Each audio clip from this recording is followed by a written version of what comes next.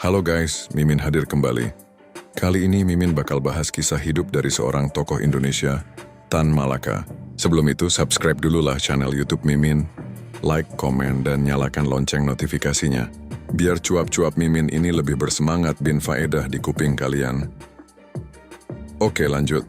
Di sebuah nagari sunyi di Minangkabau tahun 1847, lahirlah seorang anak bernama Ibrahim, yang kelak dikenal sebagai Tan Malaka.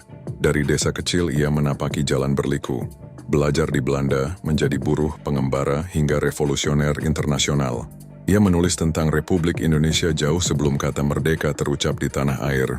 Hidupnya penuh penyamaran, perjuangannya sering dianggap radikal dan kematiannya tragis. Namun jejak pikirannya tetap abadi, sebuah mimpi tentang bangsa merdeka yang berdiri tegak di atas kakinya sendiri. Pada masa kecil ia bersekolah di sekolah dasar Belanda, Hollandsche Inlandse School HIS, di Fort de Kock, sekarang Bukit Tinggi. Dari sana kecerdasannya mulai terlihat. Setelah lulus HIS, ia melanjutkan ke Quick School, sekolah guru di Bukit Tinggi. Di sekolah ini, ia dikenal tekun, pandai menulis, serta memiliki kemampuan berpikir yang menonjol dibanding kawan-kawannya. Ketika usianya sekitar 16 tahun 1913, Ibrahim dipilih sebagai salah satu murid terbaik untuk melanjutkan pendidikan di Belanda dengan beasiswa pemerintah kolonial. Ia dikirim ke Rijkskwijk School Haarlem, sebuah sekolah guru negeri di Belanda.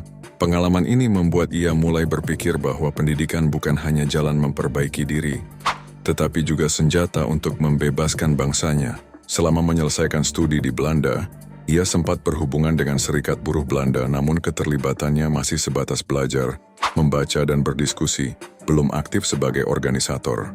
Setelah menyelesaikan pendidikannya, ia kembali ke Indonesia tahun 1919 dan bekerja sebagai guru di Delhi, Sumatera Timur, serta kemudian di Jawa Barat.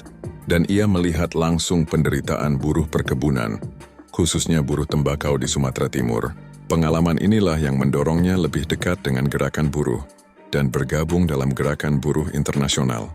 Ia diketahui bergabung dengan Partai Komunis Indonesia, PKI, yang terhubung dengan Partai Komunis Internasional yang membuat dirinya melalang buana ke beberapa negara seperti Belanda, Jerman, Rusia, Filipina, Tiongkok, Burma, hingga akhirnya kembali ke Indonesia secara diam-diam.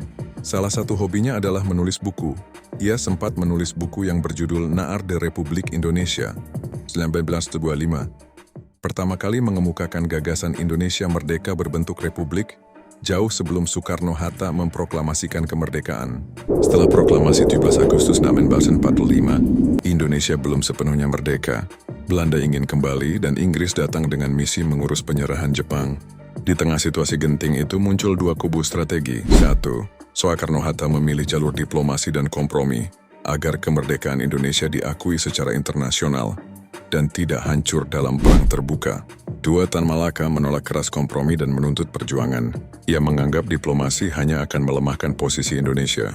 Pada tahun 1946, Tan Malaka membentuk organisasi Persatuan Perjuangan, PP, beranggotakan berbagai kelompok pejuang, mengusung semboyan 100% merdeka tanpa kompromi dengan Belanda. Sementara itu, Soekarno-Hatta menandatangani perjanjian dengan Belanda, yang dianggap Tan Malaka sebagai bentuk penyerahan kedaulatan. Tan Malaka menilai Soekarno-Hatta kurang tegas dan terlalu mengutamakan jalan damai. Karena dianggap mengancam stabilitas politik, Tan Malaka ditangkap oleh pemerintah Indonesia sendiri, 1946, atas perintah Sultan Syahrir, Perdana Menteri waktu itu. Setelah bebas dari tahanan tahun 1948, ia kembali bergerilya bersama Laskar Rakyat Jawa Timur. Posisinya semakin terpojok. Pemerintah Indonesia menganggapnya radikal, sementara Belanda terus menekan. Tan Malaka ditangkap beberapa kali dan hidup dalam pelarian. Pada 1949, ia dieksekusi mati oleh tentara Indonesia sendiri, Divisi Brawijaya di Kediri tanpa peradilan, karena dianggap mengganggu strategi politik saat itu. Kematian Tan Malaka lama diselimuti misteri, karena tidak ada catatan resmi dari pemerintah. Namun pada 1963, Presiden Soekarno menganugerahkan gelar pahlawan nasional kepadanya. Di tahun 2000-an, beberapa sejarawan menemukan makamnya di Kediri. Walau wafat tragis, pemikirannya tetap hidup. Hingga kini, Tan Malaka dipandang sebagai salah satu tokoh paling kontroversial, namun juga visioner dalam sejarah Indonesia.